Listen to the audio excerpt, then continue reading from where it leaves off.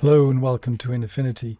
This is a bit of a techie video, but it's also I'm trying to describe it in a very as accessible way as possible.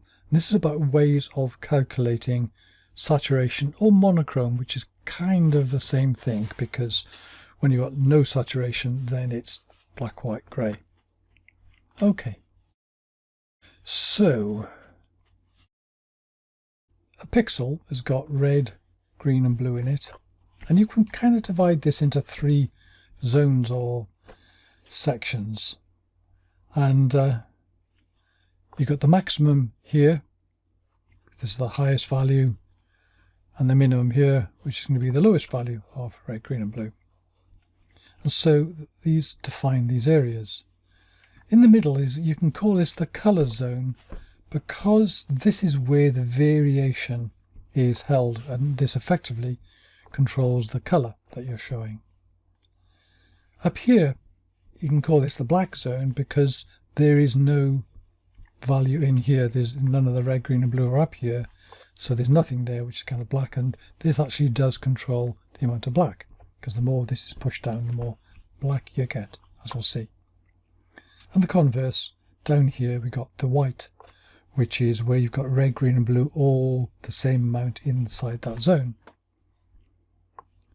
In a light pixel, then the red, the green and the blue are all going to be high. So if they're right at the top, it's going to be white, and when it's light, they are up here.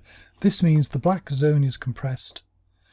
The color zone can vary, but it's likely to be a bit smaller, but certainly the white zone is going to be bigger. In dark pixels, you've got the opposite effect. These are now all low, and the black zone is bigger, and the white zone is small. And you can also stretch the middle. And this is where we're getting towards the principle of the saturation or the monochrome, is if you push apart the maximum and the minimum, then you're going to get a more colourful picture. In other words, less saturated just within the pixel. And when you squeeze them together, then you've got a smaller colour zone and it's more grey.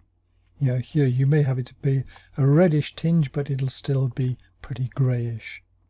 And when you squeeze them all together, so red, green and blue are all the same, then you've got a grey pixel, and when you push them all to the top, you've got a maximum and minimum the same. At the top that's a white pixel, and at the bottom it's a black pixel.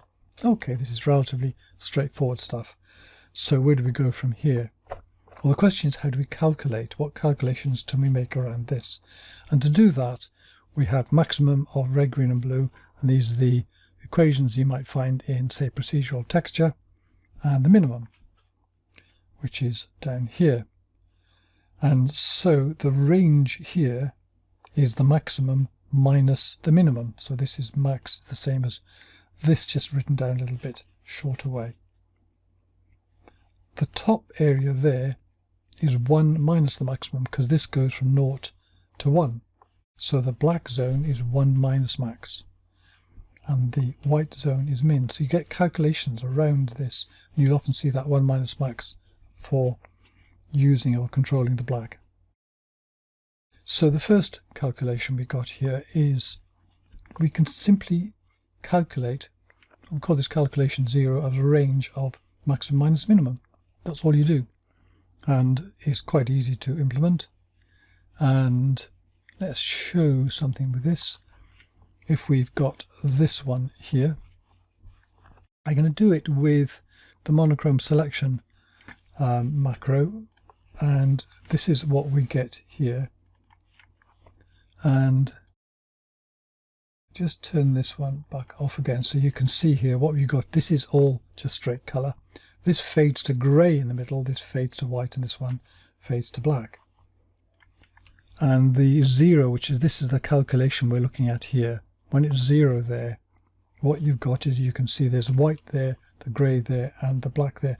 Those are all selected. So if we go back to this one here and say, we can see that this is the calculation for that.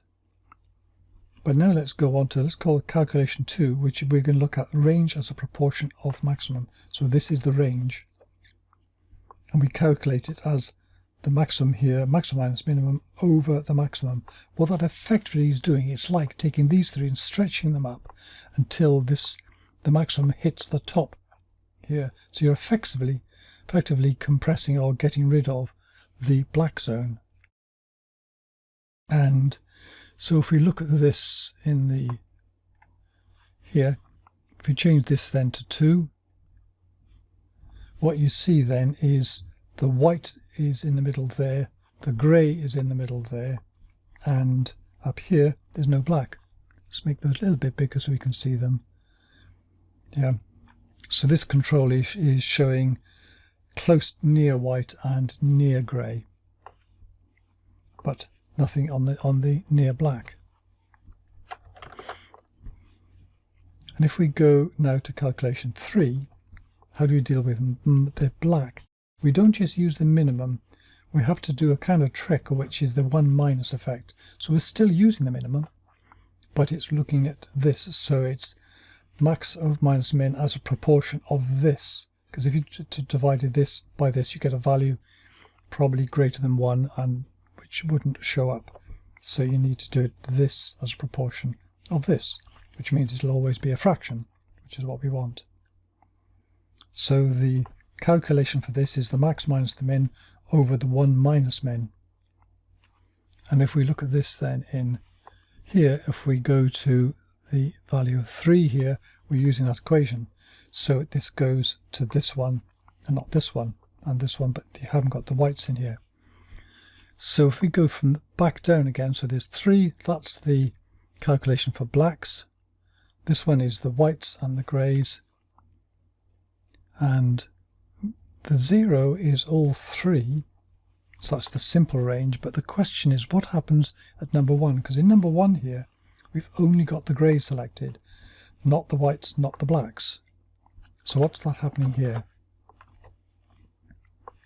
And this is the calculation here is a kind of a proper HSL saturation calculation, which is what you get in HSL, and it's it's all over the web, how you do this, but it's an if this then this. So what it says is if maximum plus the minimum divided by 2, in other words the average value, is less than a half, then it's maximum over maximum plus minimum, and otherwise it's maximum over 1 minus, or sorry, 2 minus maximum minus min. So what's happening here? Well, the max plus min over 2 simply gives you the halfway value between these two. And the reason that it's divided into 2 is because if the maximum plus the minimum divided by 2 is over 0.5, then the maximum plus minimum could be over 1. Yeah, so which would mean that this here, you get some problem with that. So we need to keep this one to the only under here. And the other way around, if we look at this 2 minus max minus min, well, it's 1 minus max plus 1 minus min. So this is the 1 minus thing coming in again. It's another way of writing this. This kind of makes more sense because it's the same as this kind of thing. Instead of 1 minus max, 1 minus min, or max and min. And it just turns this upside down. So instead of having the red and green bit here, we've got sort of the empty space above them. And so what we're doing then, overall, is we're looking at it as a maximum as a proportion of the sum of the maximum and minimum. So we're using max and min, which effectively introduces the range thing, or the inverses of it. And that's so whether it's above or below. And that's how those things work. I know it's a little bit, this one started off kind of straightforward and got a little bit tweaky, but what you end up with is this, where you can literally select for either the whites, the blacks and the greys, or just the greys, or the whites and the greys. Notice there's a little bit less of this, more of that here, and then switch to this and this here. So that's how those things work. Anyway, that's enough of that. So thank you very much for watching. Bye for now.